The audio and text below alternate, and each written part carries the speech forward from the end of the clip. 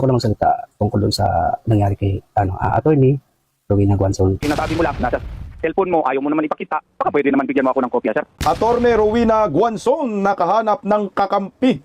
Mga dilawan, pinklawan, bobonistang, tanganistang, loyalista ng agba. Iyak na naman dito, anak ng kagwang.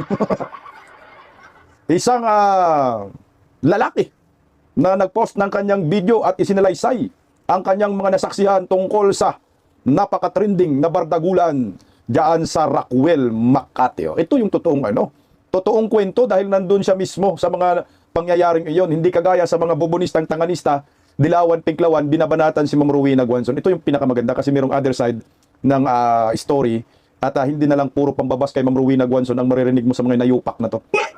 Makabayan blacklistado kay Vice President Inday Sara Duterte tungkol sa planong impeachment na naman laban kay Inday Sara sa susunod na taon. Hugas kamay ang mga anak ng kagwang. Attorney Torion may hamon kay Buying. Ilabas di umano ang anak ng kamuting warrant of arrest laban kay Senator Bato para magkaalaman. Di ba? Ilabas nyo kasi. Bakit yung tinatago yan? Naiinip si Attorney Torion? Para at least mabigyan po ng patas na proseso itong si Senator Ronald Bato de la Rosa. Pakinggan po muna natin, talakayin po muna natin. Tika lang, palike po muna, pa-share, pa-subscribe. At pakipindot po ang inyong notification bell upang lagi po tayong updated sa ating mga video. At suportahan po natin ang Birada Aguila, Lunes hanggang Biyernes, alas 2 hanggang alas 4 ng hapon sa Birada Aguila YouTube channel. Pa-subscribe din po. Unahin na po natin si Ma'am Rowena Guanzon dahil talagang pinuputakti po si Ma'am Rowena ng mga dilawan, pinklawan tungkol nga sa insidenteng hindi naiiwasan na sumigaw si Ma'am Rowena Guanzon at nagmura pa. Binabash nga si Ma'am Rowena Guanzon ng mga dilawan, pinklawan. Napalaban na si Ma'am Rowena Guanzon at pati itong si Llamas Kamas-Kamas. Binigyan din po ni Ma'am Rowena Guanzon, bagay po natin ilabas yung video, sabi ni Ma'am Rowena Guanzon kay Llamas Kamas-Kamas, kasi sabi ni banat ni Llamas Kamas-Kamas, putang ina, pareho naman pinklawan, nagbabanatan, no? Kasi iba kasi paninindigan ni Ma'am Rowena, didiis na didiis. Bumaba self-esteem ko, wala akong Rolex. Kasi sabi nga ho ni Ma'am Rowena, wala kang Rolex! Ang relo ni Rolex! Ang sagot naman dyan ni Ma'am Rowena Guanzon, dapat lang pangit ka eh. Pero marami ka namang baril, di ba? You were arrested for illegal possession. Ganon. Na-arresto pala si Llamas Kamas-Kamas ng illegal possession. Anak ng kamote, NPA na NPA yung dating para lang hinayupak na ito. Ngayon lang natin nalaman kay Ma'am Rowena, basta mga dilawan talaga. Tatak komunis pa. Matik Mayrel ba? Oh, ito. Pakinggan po natin yung isa. Pasalamatan natin yung isang netizen. Dahil nag-rant po siya sa social media at naghayag po siya ng suporta kay Ma'am Rowena Guanzon at ikwininto niya po kung ano ang tunay na nangyayari. Okay. I-play ko muna po yung video bago natin kumentuhan. Narito, pakinggan natin ng maayos, sir. Gusto ko lang magsalita tungkol dun sa nangyari kay attorney Rowena Guanzon kanina sa morgue. Kausap ko mismo si attorney Guanzon bago nangyari yun. Dumaan si attorney Guanzon sa harapan ng store ko mismo. Yung pagdaan niya, siyempre regular customer namin siya. Nag-hi, hello. Hi ma'am attorney, hi attorney. Nag-hi, din hello. Tapos yung mag-asawa, namili din sa kabilang store na katabi ko. Siguro yung layo, 1.5 to 2 meters yung layo. Ito yung lalaki. Ito yung asawa ng babae. Magkatapat sila. Nakatalikod siya kay attorney Guanzon. Si attorney Guanzon habang kausap ko dito, malayo, talito. Ngayon, pagkatapos ng mag-hilo ni attorney, umalis na siya. Pero bago siya umalis, napaubo siya. Pero ang may bitbit siya, nahirapan siya. May bitbit ka siya. Ngayon, nung umubo siya, hindi malakas ang ubo niya. Gaya ng sinabi nila, malakas na hindi. Normal na napapaubo ang tao. Maubo siya, pero nakaganon siya pag ubo niya. Tinakpan niya, bibig niya, tinakpan niya. Ngayon, habang umubo siya, mahina, hindi malakas. Normal. Itong lalaki nakatalikod, si attorney Guanzon, habang umubo, palayo sa kanila. Pagkatapos mag-hilo namin ganyan. Ngayon, itong lalaki, sinundan siya, kinalabit siya sa likod. Hey, excuse me. Pinapik siya. Oy! Pinapik. Excuse me, sabi na attorney, yes? Yes, hello, sabi. Masaya pa si attorney Guanzon na nag-reply sa kanila. Yes, hello, sabi.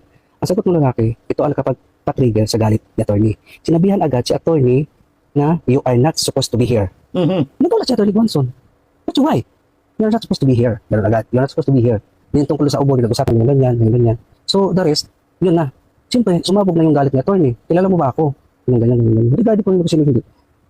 Kahit sino naman sabihan ng ganun. Yung isang hindi kilala. Kasi sabihan kang, you are not supposed to be here. Kahit sino magagalit, naintindihan ko si attorney. Kaya kayo, huwag kayong basta-basta manghusga. Hindi magandang ginawa ng lalaki. Ako mismo, tatlo kami. Sa harapan ko mismo nangyari. Sinabihan sa attorney Guanzon ng ganun. Huwag kayong humusga kaagad. Kasi di nyo alam ang totoo. Salamat. Ayan, buhay na testigo mismo. Tenant yata ng mall, no? At may business, susuki nila si Ma'am Rowena Guanzon, regular na customer. So yan ang totoong kwento. anak ng kagwang, bumahing rin naman pala, nakaganon naman.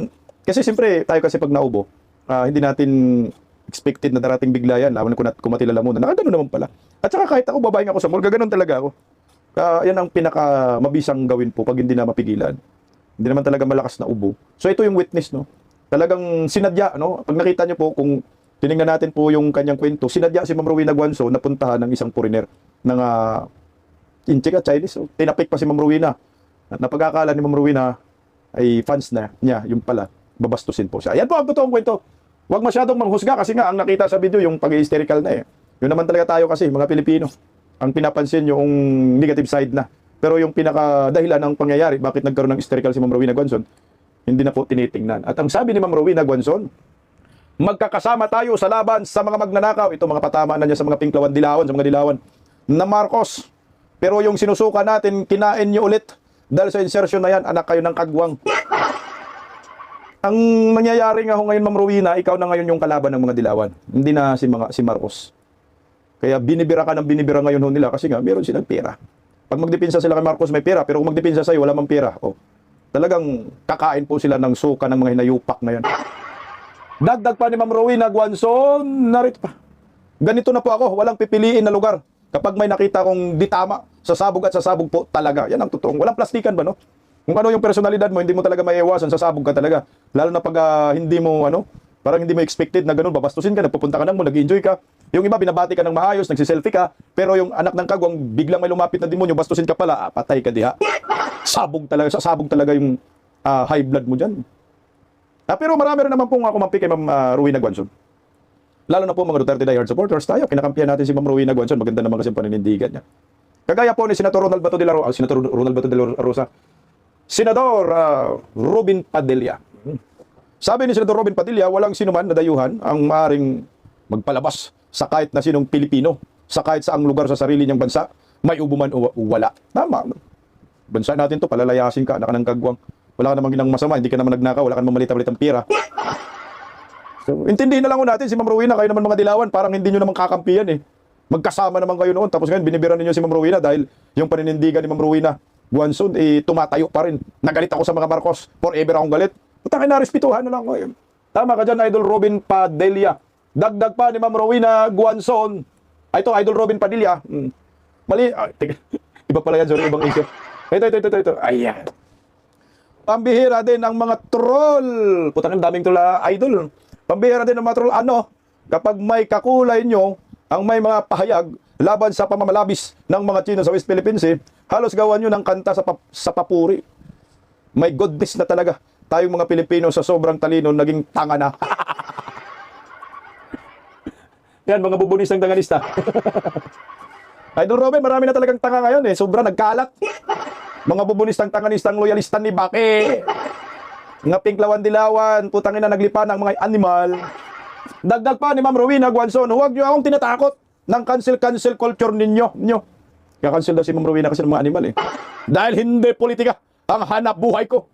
Hindi ako mamamatay kung di ako makatakbo o makapagposisyon sa prinsipyo na tinitingnan ko ngayon. Samantalang kayo ay gagawin ng lahat, manatili lang sa pwesto at umaasa na mananalo pang presidente. Alam ko sino pinatamaan ni Ma'am Rowena Guanzo dito. Si Risa Hontivirus. Untangin na kasi si Risa nangangarap magiging maging presidente. Wag na, ng PhilHealth Queen, dumagdagdag ka sa problema namin. Ayan po ang totoong kwento sa nangyayari kay Ma'am Rowena Guanzo. Ako nalilito lang ako talaga, promise. Yung mga dilawan, ito yun, Balik lang ako doon sa sinasabi na Idol Robin Padilla, ito yun. Bantakin mo Ito, saan ba to Idol? Kailang. Galit na galit sila sa Chinese, ay sorry, hindi yan si. Galit na galit ang mga dilawan, pinklawan, bubunistang tanganista sa mga Inchik, di ba? Dahil dyan sa West Philippines, inaagaw daw yung teritoryo ng China kahit hindi naman. Pero dito sa pagkakataong ito, banyaga rin ang kaharap ni Ma'am Rowena Guanzo, Inchik din. Pero nakakalito.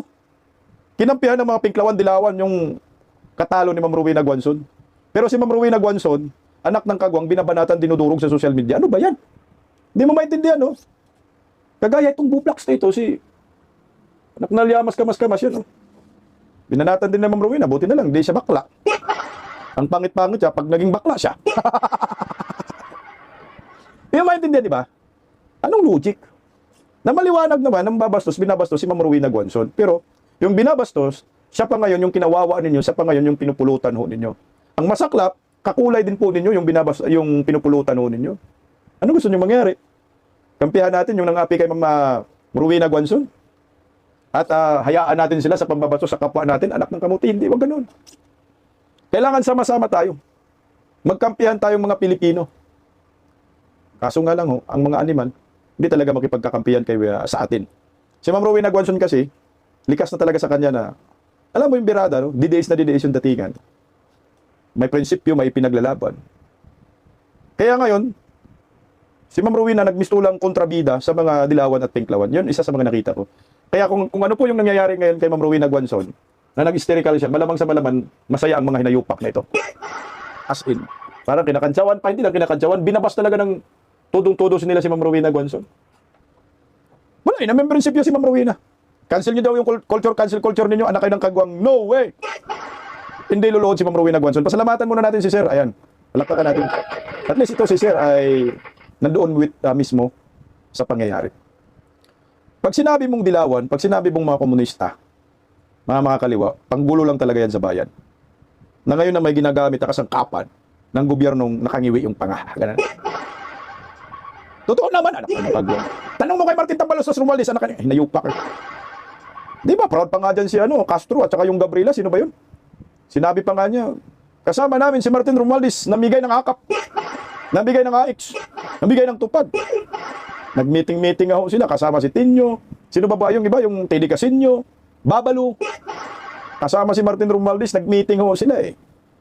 Kaya yun napatunay na magkakampi sila against Duterte. Kaya hito na naman ngayon, umuugong na naman ho, yung usapin patungkol sa impeachment laban kay Vice President Inday Sara, mga anak kayo ng kagwang.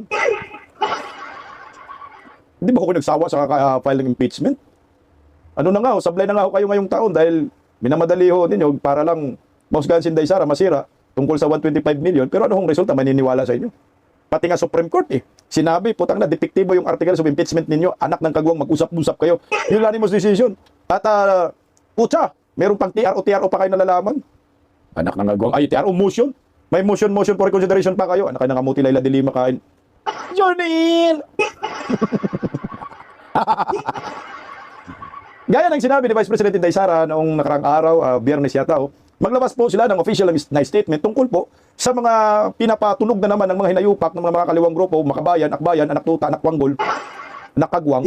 Na di ba daw ay magsampa sila ng impeachment laban kay Vice President Inday Sara Duterte sa susunod na taon, February po yan, 2026. Dahil yung una po nilang isinampay, nabigo sila at nagsiyakan. Yung iba hindi na nga po sila nakatulog. Napupuyat sa kakaisip sayo.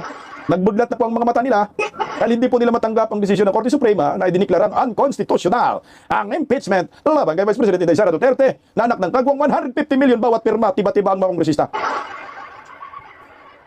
Gamit pangangampanya, di ba? Tangina talaga naman yung iba nanalo. Pinambili ng boto, sana all. Pero marami rin naman pong mga kongresista na pumirma sa impeachment laban kay Vice President Inday Sara na bukya, natalo, umuwing luhaan.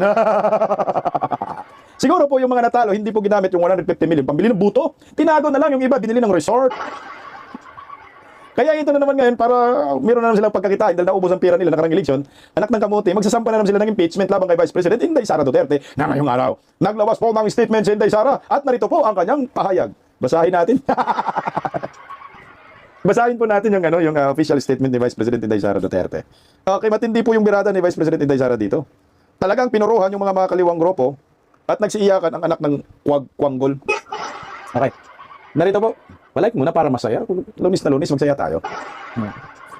Okay, sabi po sa official statement ng Office of the Vice President, ayan po nasa inyong mga screen.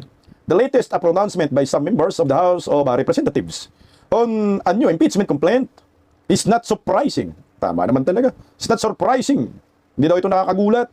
Its timing reveals a pattern that has become all too familiar.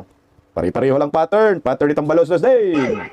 Not long ago, Senator Chis Escudero, Representative Toby Chanco, and several House members revealed that back in February 2024, signature for my impeachment were being courted in exchange for budget allocations. Their statements have unmasked the truth that the impeachment complaint against me was never really driven by principles but by price. Pira-pira talaga ho yan.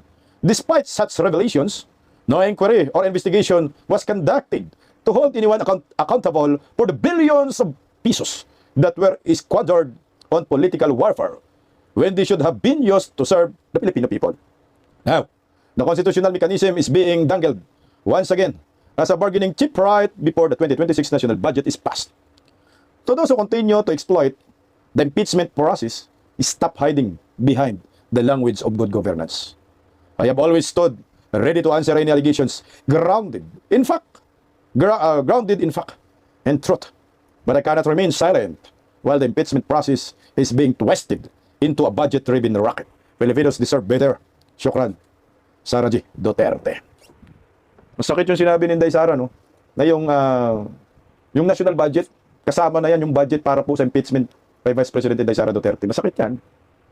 Bistado ang mga animal. Alam naman natin yan noon pa eh. No? Hindi naman talaga gagalaw yung impeachment. It's a number games. It's a numbers game. Numbers game. Paramihan mo ng numero yan eh. Kung malaki ang offer, kakagatin. Kasi sa akin, nababasa ko lang yun ha. Tingnan mo. Tama talaga si Inday Sara na yung purpose nito ay diversionary lang. Malilis lang yung totoong issue. Sino yung magnanakaw ng trilyon-trilyon, magnanakaw ng bilyon-bilyon? Hanggang ngayon, hinahanap pa natin yung 1.2 to 1.3 trillion sa flood control under Marcos admin na puro ghost projects. Hanggang ngayon, wala pa ring malalaking isda na sinampahan ng kaso at nakulong. Kagaya ng kasinungalingan ni Bungit. Hindi mo man ay bago magpasko, meron na daw makulong na malalaking isda. May makakulong ba? Tama ba yung malaking isda na kanilang ipakulong at kinakasuhan, nirekomendang kasuhan? Anak ng kagwang. Puro drama-drama lang sa hapon na kinangakong suliran. Marami na pong attempt itong gobyernong ito. Kasabwat ang mga dilawan at pinklawan. Na komunista, mga kaliwang grupo, na si Vice President Inday Sara ay masipa sa kanyang pagka-Vice Presidente. Pero marami na rin pagkakataon na sila ay luhaan at nagsiiyakan. Hindi ba sila napapagod? Na ang mga Pilipino ngayon ay hindi na po tanga. Ilan na lang, mga kaliwa sympathizer, mga bubonistang tanganistang loyalista ni Bangag, mga dilawan pinklawan nilinilugaw, at ng mga Aquino. Sila na lang po yung tanga. Pero ilan na lang po ang mga yan. Wala na po talagang maniniwala at naniniwala dito sa mga makakaliwang grupo. Di na ho ninyo kayang pabagsakin si Inday Sara at mga Duterte. Itigil nyo na yan. Pampagulo lang kayo sa Pilipinas. Marami po tayong pag-uusapan. Patungkol po sa nakawan sa kaban ng bayan. Marcos flood control. Bakit hindi po kayo magsampa ng impeachment? Bakit si Vice President Inday Sara? Si Inday Sara ba ang nagpirma ng GAA? Kung totoo yung sinabi ni Inday Sara na ngayon ay anak ng kagwang, yung 2026 General Appropriation Bill, putangin na kasama na yan dyan. Yung budget para ma-impeach siya. Sino ang namumuno? Ay, okay, Ninam. Ba si Sandro, yung budlat ang mata. Nasa likod pa rin itong si Martin Romualdez. Pero ang kapal naman ng mukha mo, Martin, anak ka ng kagwang kang tambaluslos ka. Wala ka ng kapangyarihan, animal, ordinaryo, kongresista ka na lang. Ang kapangyarihan mo, dahil pinsan mo si Bungit, pero wala ka ng posisyon sa gobyerno. Ano sa tingin nyo? Si Romualdez pa rin kaya ang kumakanak kay Inday Sara Duterte? O baka naman, sanib puwersa na ho talaga sila ni Sandro Marcos. Dilawan, pinklawan. Sila naman ho talaga ang lahat ng may original na plano kung paano po pabagsakin si Vice President Inday Sara. Ang tanong. Failed na sila. Sablay na sila. Palpak na sila. Bigo na ho sila. Ngayong taong 2025 na ma-impeach si Vice President Inday Sara, na magpa-resign, mapatalisik si Vice President Inday Sara sa kanyang pwesto. Magtatagumpay kaya sila sa susunod na taong 2026. Ngayong Pebrero po ang filing ng impeachment laban kay Vice President Inday Sara. Tama. Na ibinisto at binunyag ni Vice President Inday Sara na yung budget sa 2026, may parte po dyan para sa budget sa impeachment laban kay Vice President Inday Sara Duterte. So ginagago tayo mga Pilipino. Tinarantado ho tayo. Puta, pumiyok sila eh. Tingnan mo, kakalabas lang ni Vice President Inday Sara ng statement patungkol ho dyan sa mga nagbabalak na magsampa ng impeachment laban sa kanya. Nagsiiyakan ng mga ugag. Lalo na si Laila de Lima na paborito ni Junil. At itong si Tinyo, anak ng kagwang, kapalit kay Franz Castro. Nasaan ba si Franz? Di ba convicted yun? Puta, nagtago na yata. Franz, where na yun? Dahil pag ikaw naging presidente, dahil pusasan mo na si Franz na ay pakulong mo na dahil anak ng kagwang, convicted man yan, balayang naglalakad. Pero Senator Bato, walang kaso, pinaghahanap na, may tracker team pa, anak ng kagwang. Tatay Digong, walang kaso, nasa Netherlands, saan ang hustisya ng mga animal? Pastor Kibuloy, nandoon sa Pasig, na wala pang conviction, pero nasa pihitan na eh. Si Franz, ang laya, convicted na ho yan. Ganito ang gobyerno ni Bangag. Ako sa akin, yung impeachment po sa susunod na taon, ang purpose na lang yan, panggulo na lang. Wala na bang mga ngahas na mga kongresistang magperma na impeach si Inday Sara. Malabo na ho yun. Huwag na po kayong umasa na ma-impeach si Inday Sara. Pakinggan po natin yung pag-iyak ni Laila de Lima sa banat ni Vice President Inday Sara Duterte. Narito po, pakinggan po natin, anak ng kamuti. Laila de Lima, where na yun? Puta, nabura pa. Patay tayo dyan, wala tayong pag-uusapan. Narito po, pakinggan natin. May buwelta agad ang ilang kongresista sa mga pahayag ni VP Sara. Gate ng ilan sa kanila, paano magiging konektado sa budget ang bagong impeachment? Gayong patapos na ang pagproseso sa 2026 national budget. Para sa iba pang detalye, makakausap po natin sa linya ng telepono si Marian Enriquez. Marian, ano ba ang naging reaksyon ng mga kongresista dyan sa bagong pahayag ni VP Sara? Ang bilis agad, mag-response ng mga buhaya kasi yan ang patunay na guilty ang mga animal. Pera-pera yan, mga hinayo pa kayo. Oh.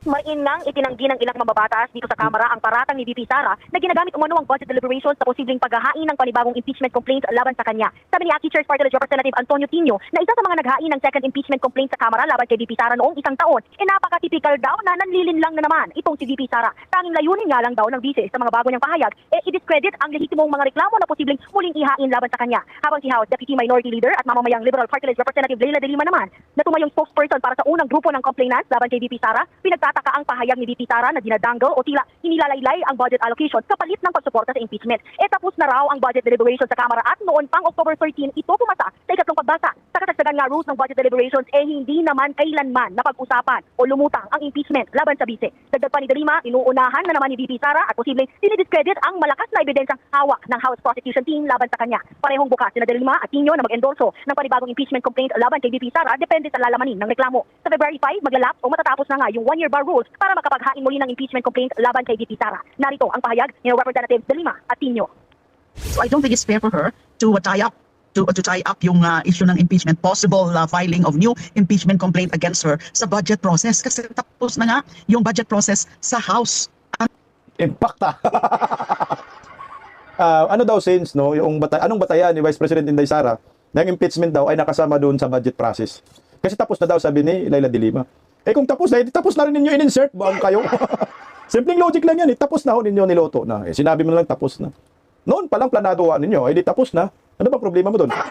Inamin mo na rin. Ang what remains is the BICAM. Pero palagi ho nasa utak namin the fact na hindi pa sarado yung issues of accountability ng ating Vice President. Kaya in other words, hindi pa po siya lusot. Mere allegations.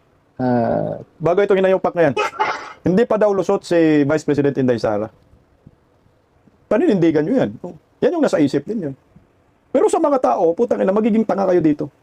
Galit na galit kayo kay Inday Sara, pero ang pinag-uusapan na ngayon, flood control na po. 1.2 to 1.3 trillion pesos. Trillion ang pinag-usapan ngayon, nasa milyon pa lang kayo. Tangina naman yung mga akusasyon ninyo, mga walang basihan, gawa-gawa, lalo na tong ACT Teacher Party List na to. Teacher ba to? Isitin nyo? Putang ina, kung ako estudyante yan, tapos yung teacher ko, layasan ko yan. Batuhin ko ng durian yan. Hindi nga, Pure speculation at this point. Ano pa lang yan? Drawing pa lang yan. Kumbaga, no?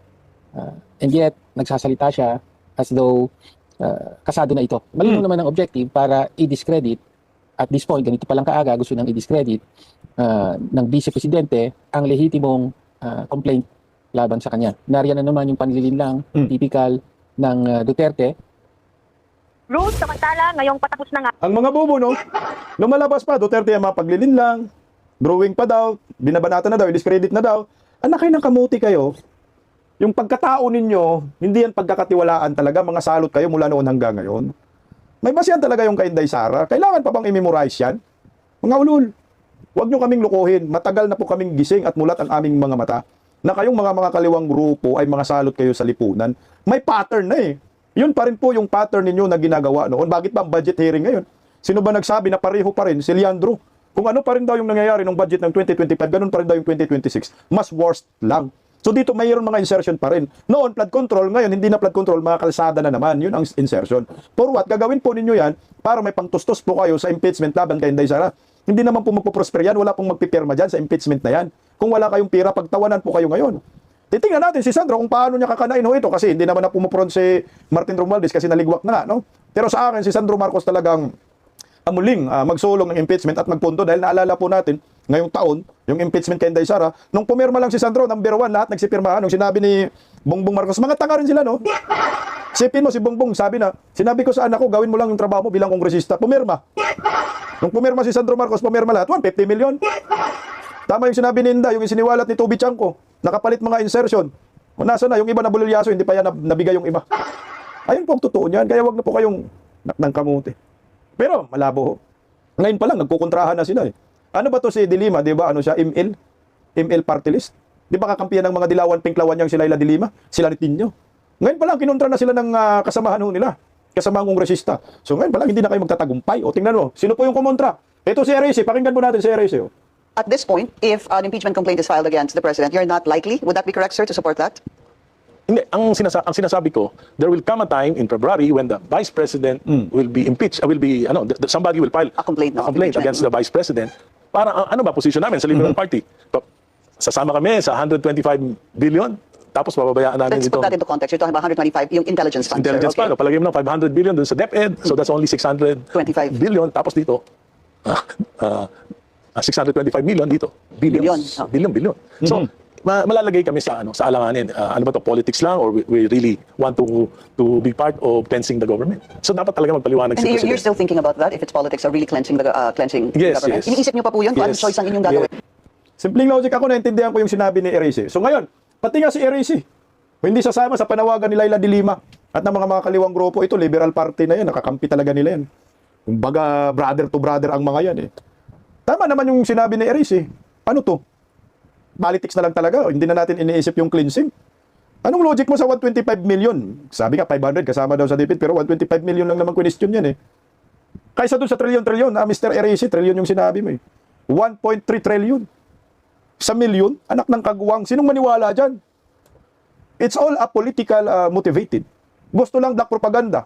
Diversionary tactics ang gusto nilang mangyari. Pero, utang ina, nakakahiya kayo. Mismong Liberal Party, hands up. Out kami dyan. Siyempre, hindi kami sasama dyan. Ang dapat magpaliwanag dito si Bongbong Marcos. Eh, yung confidential funds na yan, galing din naman kay Bongbong Marcos yan. So, dapat siya magpaliwanag. Dapat nga, ma-impeach si Bongbong muna bago si Inday Sara kung meron talagang problema, kaso hindi. Anong sinasabi ng Commission on Audit? Within 3 consecutive years, unmodified opinion. Pakinggan po natin si Vice President Inday Sara. Narito. First and second quarters, may credit notice na yon. Ibig sabihin, cleared na ang buong pera. Diba? Ewan ko lang kung sinasabi ito ng mga congressmen. Of course, hindi nila sinasabi, diba? Because they want to, present their own narrative. Tapos na yun. The money in DepEd, first and second quarter, cleared with credit notice. The ongoing audit is on the third quarter only. And it's ongoing. So you cannot question an ongoing audit. And you cannot audit the funds of any government office because that is the exclusive domain of the Commission on Audit. Bakit mag-audit ang ating mga congressman? Dapat sila gumagawa ng batas. Nakikita nyo? Sinasabi na nila ngayon, in the proper time, we will legislate. Kasi sinasabi namin where is the proposed legislation? Hinahanap namin. So ngayon, dinadagdag na nila yon. Madali lang naman siya Pakinggan nyo lang, basahin nyo lang lahat ng mga nangyayari. Madali lang maintindihan kung anong ginagawa nila. Correct. Tingnan mo ang mga kongresista, ito yung ginagawa nila kay Inday Sara noon. Pero nung naglabas na naman ang bagong findings ang Commission on Audit, unmodified opinion, isa lang ang ibig sabihin na walang korupsyon. Kasi ang unmodified opinion, ito yung pinakataas na credit rating, highest credit rating sa isang ahensya. Kaya yung impeachment, hindi na dapat yan pinag-usapan labang kay Vice President Inday Sara.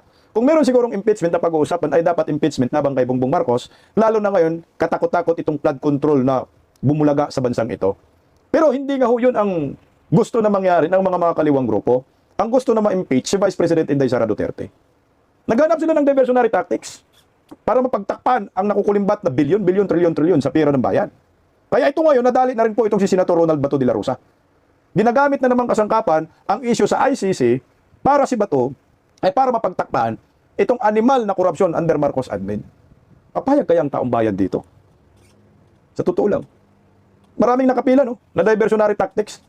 Pagdating na January, February, Inday Sara impeachment ang pag-uusapan. Ito, nag-usap na nga tayo ng impeachment Paano yung flood control? Putang ina, ito. Bato de la Rosa na naman ang pinag-uusapan.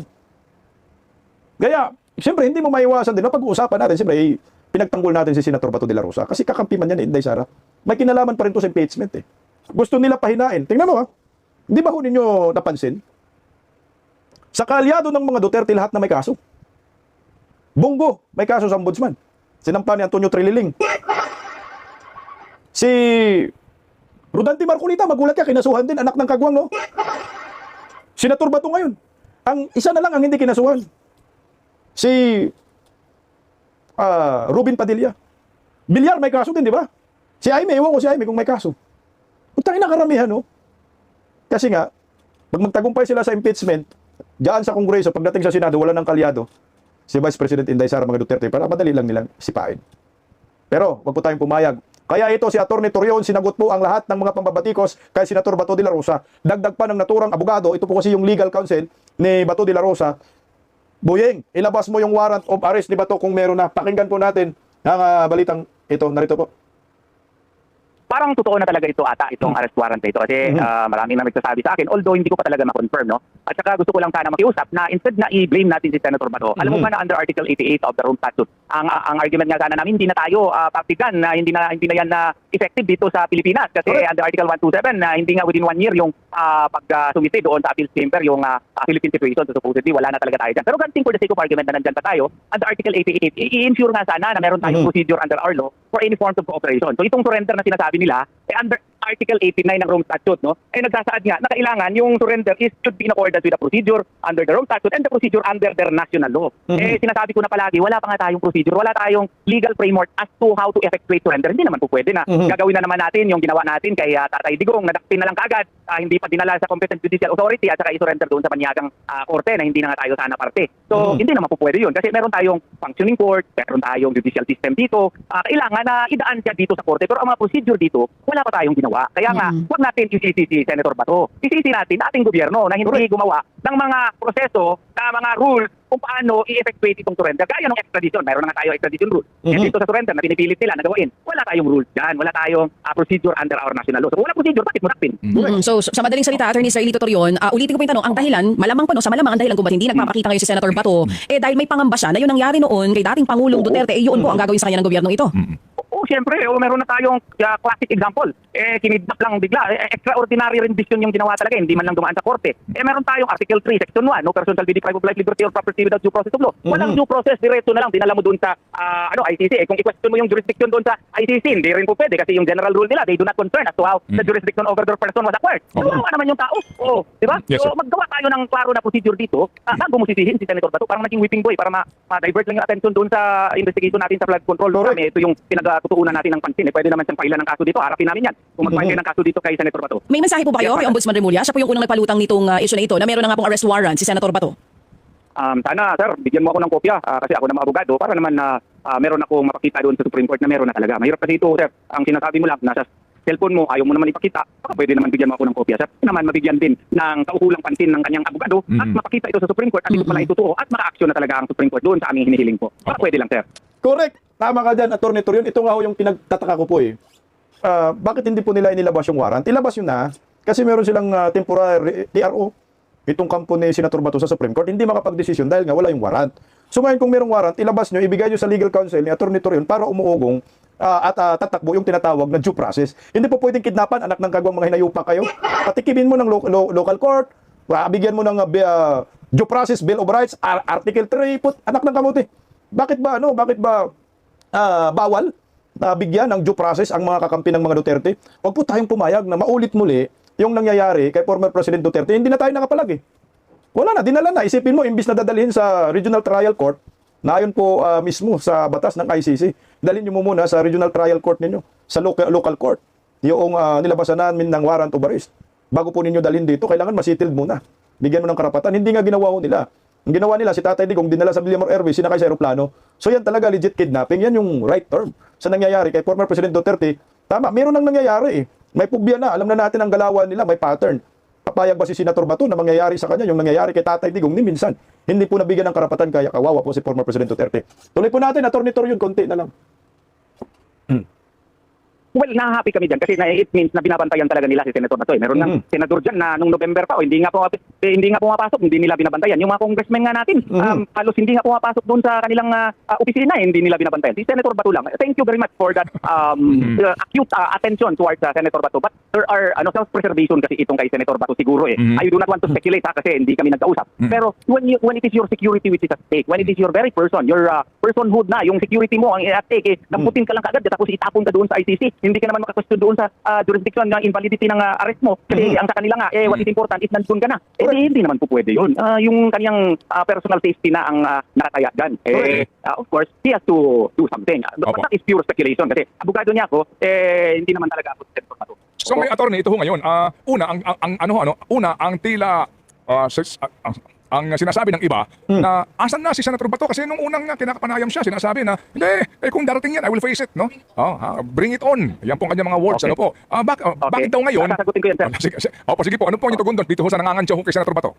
DJ Yung Chacha na naman nangangansya kay Senator Bato, ipapatawarin natin yan sila kasi nga yung warrant niya hindi pa nga pinapakita talaga. So we do not even know if it is in existence. In the meantime, yung procedure nila isa lang. Ang procedure nila gagawin yung ginawa nila kay Tatay Digong. Pattern. So klaruhin nila yung rules dito kung ano ba talaga ang treatment natin, ano ang modality, kung surrender talaga, what is the procedure as to how to effectuate surrender. We should have a clear-cut implementing rules and regulations in that regard. Then bring it on. Kung alam namin, then bring it on. We will face it. I'm very sure yun ang sasabihin ni Senator Bato dyan. Tama naman, ikaw DJ Chacha, anak ng kagwang. Bring it on. Bring it on sa legal na pamamaraan. Hindi bring it on sa animal na santong paspasan na hindi ka papasagutin kung ano po ang karapatan mo.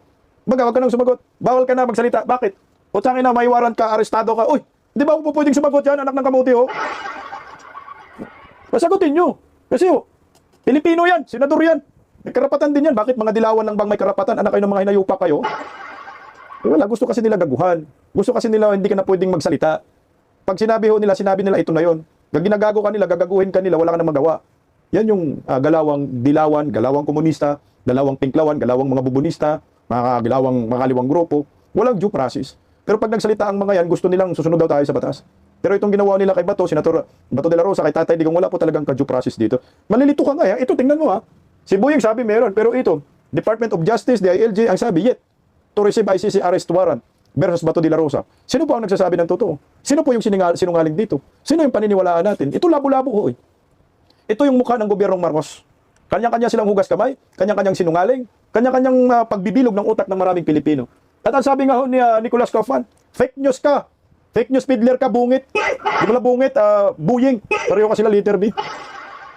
Ang sabi ni Atty. Nicolas Kaufman, I do not believe that Ombudsman Jesus Crispin Remulla would be so remiss as to dice with prosecution at the ICC for contempt by leaking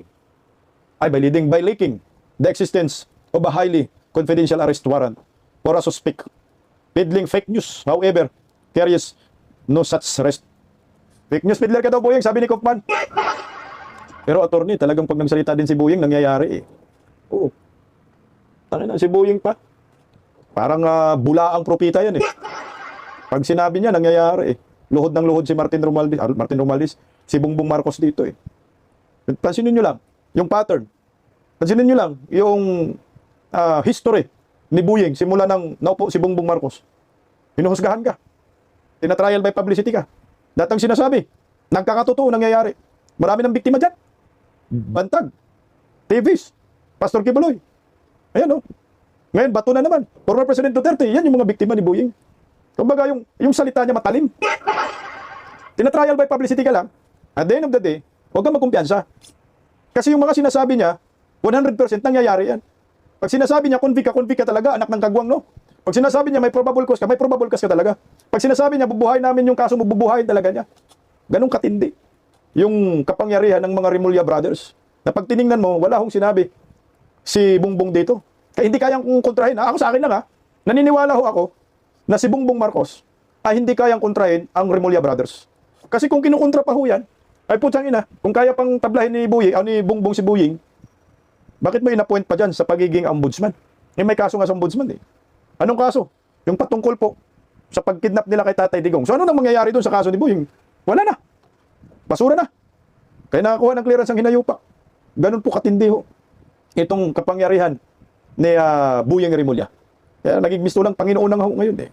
Kaya ang resulta, bansang ito, bagsak. Puno ng mga impakto. Puno ng mga damonyo. Pakalat-kalat kung saan-saan. Sinong nahihirapan? Kayo ho. Puta, kasama pala ako dyan. Tayong lahat nabudol. Ay, hindi pala ako nabudol. Puta, nadamay lang ako.